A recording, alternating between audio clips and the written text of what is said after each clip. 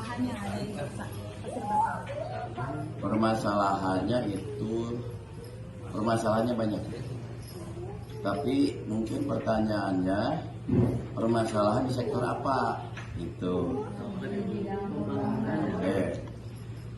Di bidang pembangunan saat ini di desa Pasir Batang berjalan seperti biasa, sesuai dengan keinginan masyarakat yang dituangkan dalam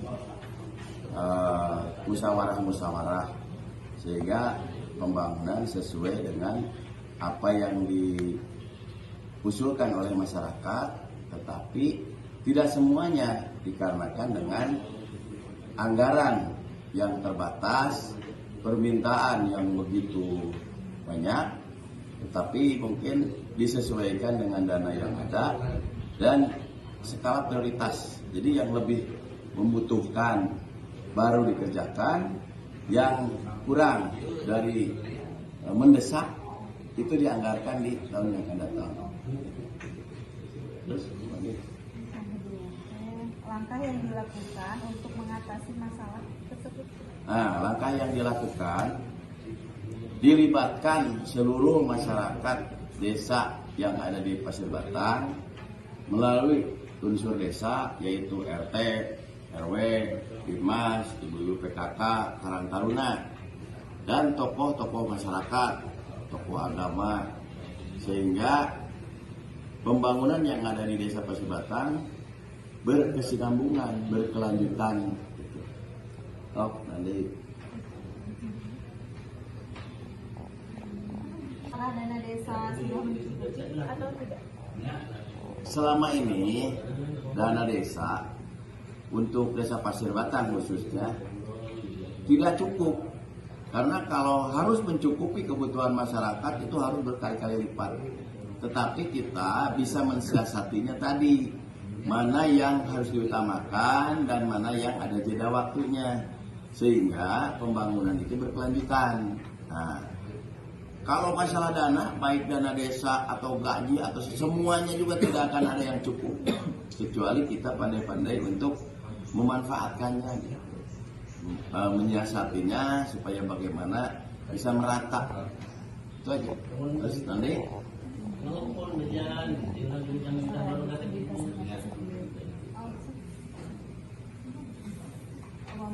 dana dikasih aja desa dana itu turunnya tiap tahun itu di Pasir Batang sekitar 1,2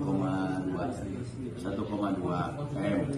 Tetapi turunnya itu bertahap. Jadi tidak langsung 1,2, turunnya bertahap, 3 tahapan, dan itu juga sudah ada pos-posnya dari pusat.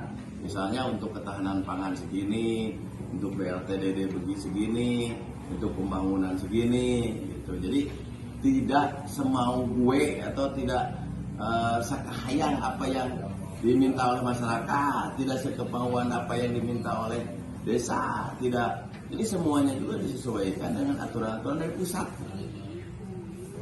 Terus nanti, tanya, benar enggak?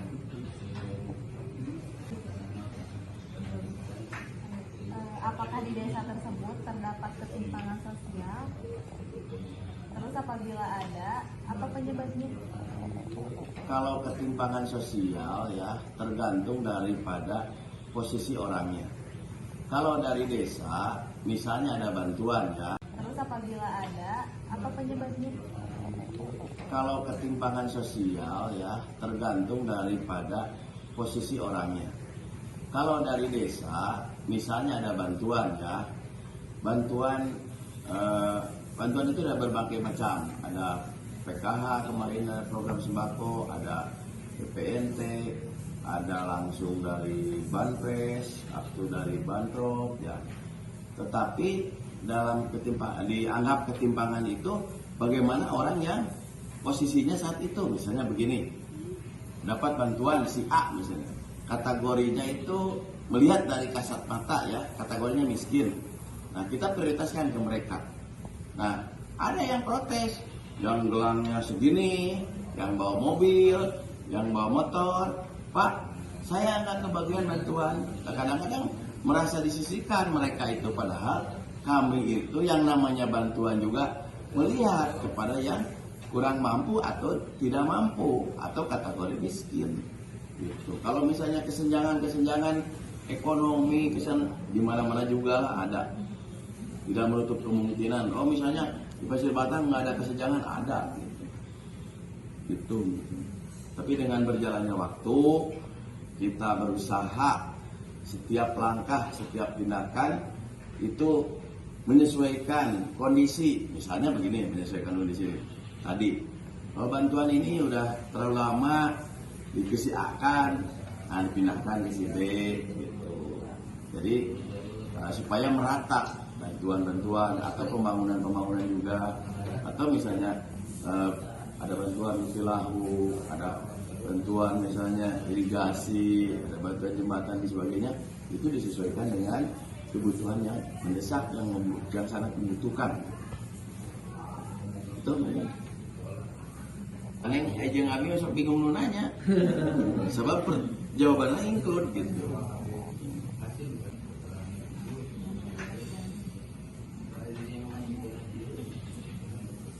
Mades.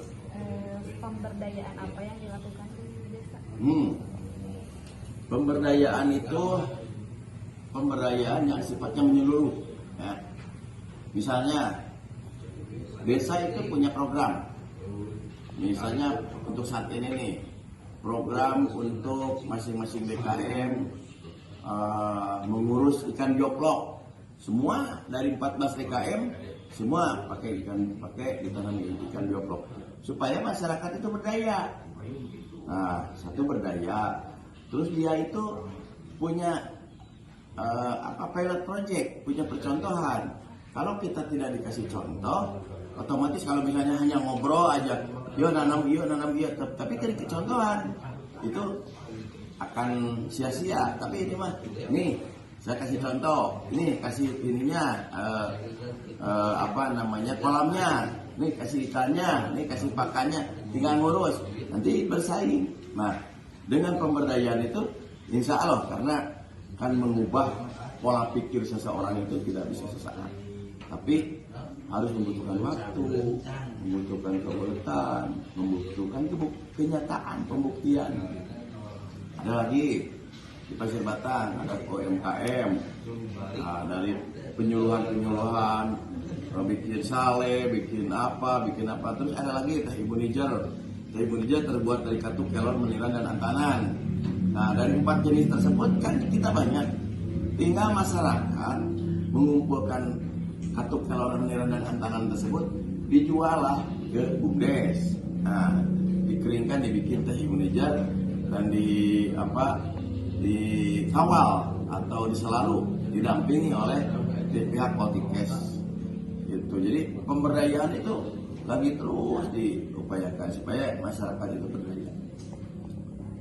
Tangan tersebut dijual lah ke BUMDes. Nah, dikeringkan, dibikin teh Ibu Nijar dan dikawal atau diselalu didampingi oleh pihak Poltikes gitu. Jadi pemberdayaan itu lagi terus diupayakan supaya masyarakat itu berdaya.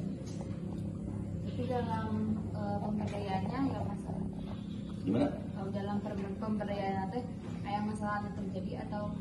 Setiap kita mengadakan reaksi pasti ada aksi, pasti ada permasalahan. Tapi permasalahan tersebut tergantung kita menyikapinya.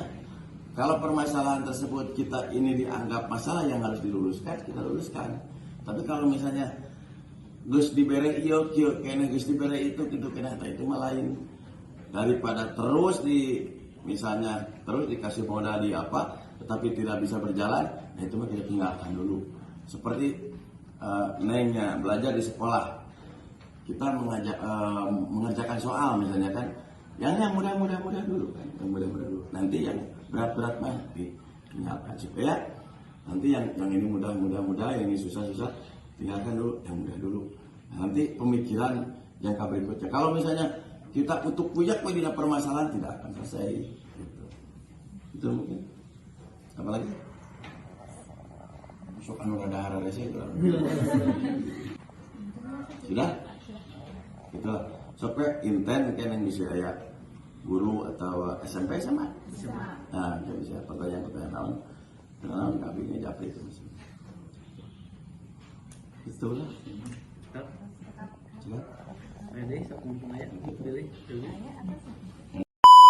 Baik, setelah tadi mewawancari kepala desa dan mendengarkan pernyataan darinya, selanjutnya kita akan mewawancarai salah satu warga mengenai keadaan di desa Pasir Batang itu seperti apa. Oke, let's go. Baik, saya di sini bersama salah seorang warga desa Pasir Batang. Ingin bertanya ya, apakah di desa Pasir Batang itu terdapat suatu pemberdayaan masyarakat yang berbasis kearifan lokal? Jadi kearifan lokal itu suatu bagian dari budaya yang tidak dapat dipisahkan oleh masyarakat itu sendiri, seperti itu. Baik, berbicara soal kearifan lokal ya. Kearifan lokal itu mungkin kita berbicara soal kebiasaan masyarakat atau kebudayaan masyarakat yang emang sudah melekat dari turun-temurun gitu. Seperti kebudayaan masyarakat di desa Pasir Batang itu selalu menjunjung tinggi tentang gotong royong seperti itu. Nah, kebetulan di desa Pasir Batang itu kepala desanya seorang pebisnis, mungkin ya bisa disebut bisnis, soalnya dia juga bergerak di bidang bisnis. Cara beliau memanage desa mungkin dengan cara beliau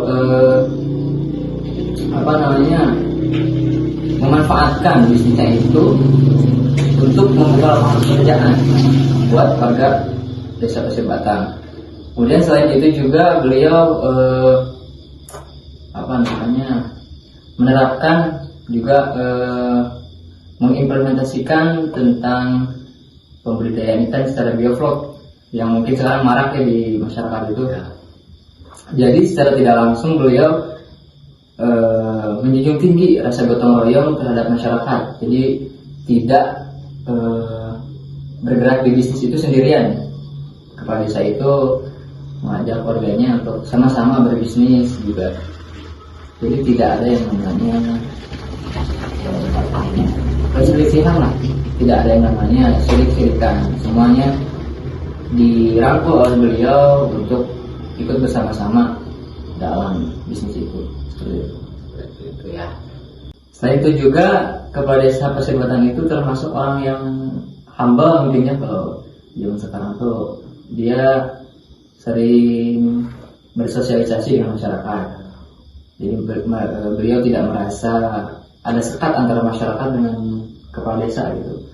Seperti misalnya ada kegiatan PHBI atau kegiatan misalnya Agustusan, beliau suka ikut terjun langsung gitu. Ikut serta ya? Iya. Jadi beliau tidak hanya memerintah, beliau tidak hanya menyuruh-nyuruh. Ya, gitu. Jadi dia tuh ikut, jadi berpartisipasi bersama masyarakat sehingga terjalin suatu silaturahmi juga rasa gotong royong lah. Ya, jadi semakin melekatkan antara masyarakat dan pejabat gitu. Ya, jadi suatu kepala desa di desa Pasir Batang itu sangat loyal ya, gitu. Sangat bermasyarakat. Baik, selanjutnya, apakah di desa Pasir Batang itu terdapat ketimpangan sosial? Nah, kalau misalkan ada ya, apa sih yang bisa menyebabkan ketimpangan sosial itu terjadi? Oke, masalah ketimpangan sosial, mungkin kita bisa melihat dari sudut pandang masyarakat ya. Ada dua mungkin sudut pandang masyarakat yang berpandangan seperti stratifikasi sosial dan diferensiasi sosial, mungkin itu ya yang saya tahu itu. Kalau secara stratifikasi sosial memang itu menjadi kunci dalam ketimpangan sosial gitu. Itu menjadi penyebab yang sangat besar. Nah, apa sih stratifikasi sosial itu? Jadi itu suatu sistem yang sistem di dalamnya itu secara vertikal.